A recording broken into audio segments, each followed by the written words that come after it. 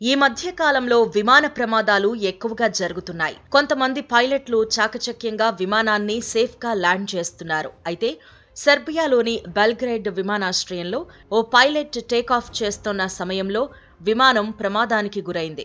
106 మంది ప్రయాణికులతో రన్వే నుంచి వేగంగా దూసుకువెళ్లిన విమానం టేకాఫ్ అవుతోన్న సమయంలో తగినంత ఎత్తు లేకపోవడంతో రన్వే చివర్లో ఉన్న ల్యాండింగ్ సిస్టమ్ అరేను ఢీకొట్టింది.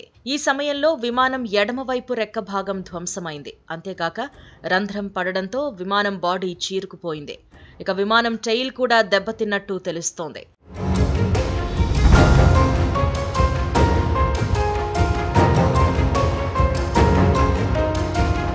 అయితే విమానం ధ్వంసమైన గాల్లోకి దూసుకువెళ్లడంతో ప్రయాణికులు ఆందోళనకు గురయ్యారు.